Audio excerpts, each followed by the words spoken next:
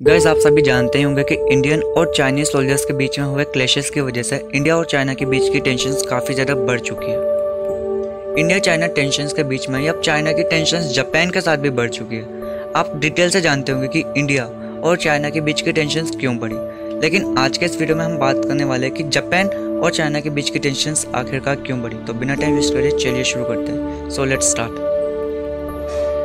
अब आप सभी जानते ही होंगे कि चाइना का अधिकतर जो भी चाइना के पड़ोसी देश है उनके साथ कोई ना कोई विवाद जरूर है। उसी प्रकार चाइना का जापान के साथ भी एक विवाद है। एक आइलैंड है जिसका नाम है सेनकाकू आइलैंड्स, जो कि ईस्ट चाइना सी में स्थित है और जो ताइवान है उसके नॉर्थ ईस्ट की तरफ स्थित है। अब जापान उस पर क्लेम करता है कि हमारा आइलैंड है और चाइना क्लेम करता है कि ये उनका आइलैंड है। लेकिन 1972 से ही ये आइलैंड जापान के पास है, जो कि अमेरिका ने एक एग्रीमेंट के तहत जापान को लौटाया था। अब आप कंफ्यूज हो रहे होंगे कि जापान और अमेरिका इसमें ऐड कहाँ से हो गया, तो मैं थोड़ी सी हिस्ट्री बता देता हूँ आपको।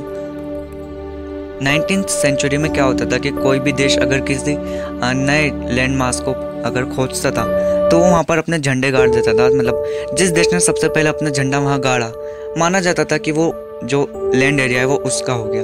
अब इसी प्रकार सेनकाकू आइलैंड्स में जापान ने अपना झंडा सबसे पहले गाड़ दिया था। तो इस प्रकार जो जापान है वो क्लेम करता है कि ये हमारा है।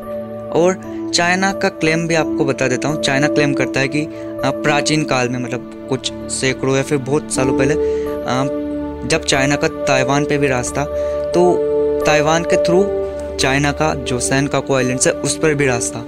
तो बाय डिफ़ॉल्ट जो ताइवान है वो भी चाइना का पार्ट है और सेनकाकू आइलैंड्स भी चाइना का पार्ट है।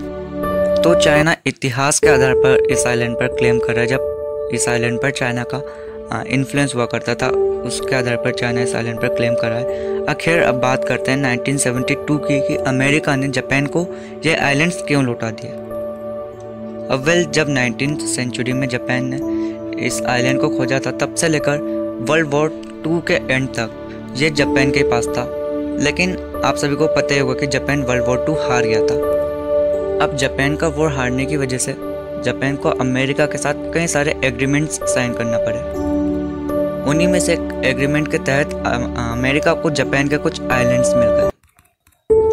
लेकिन 1960s के समय जापान और अमेरिका के बीच में एक और एग्रीमेंट साइन हुआ, जिसके तहत जापान के कुछ आइलैंड्स पर अमेरिका अपने नेवल और आर्मी के बेसेस बनाएगा और इसके बदले में अमेरिका जापान को सिक्योरिटी प्रोवाइड करेगा।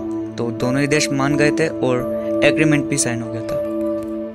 लेकिन फिर 1971 में सैन फ्रांसिस्को में हुए एक एग्रीमेंट की वजह से अमेरिका ने जो सेनकाकू आइलैंड है वो जापान को वापस लौटा दिया। और तब से अब तक जो सेनकाकू आइलैंड है वो जापान के पास है।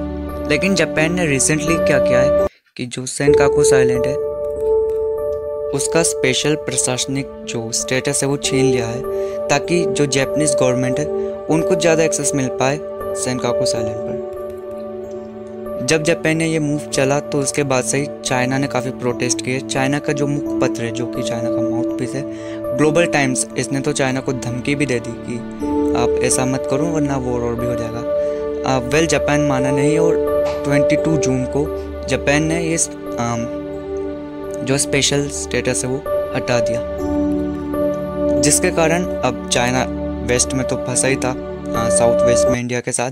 अब ईस्ट में भी जापान प्रेशर बना रहा है। आज तो कुछ खबरें भी आ रही थी कि जो चाइनीज नेवी की कुछ सबमरीन्स है वो सेनकाकू आइलैंड के पास में गई थी, लेकिन जापान ने वार्निंग दी थी कि यह सबमरीन्स अगर यहाँ से नहीं जाएंगी तो हम इसे डुबा देंगे, जिसके कारण जो चाइनीज सबमरीन्स है उन्हें वापस लौटना पड़ा था।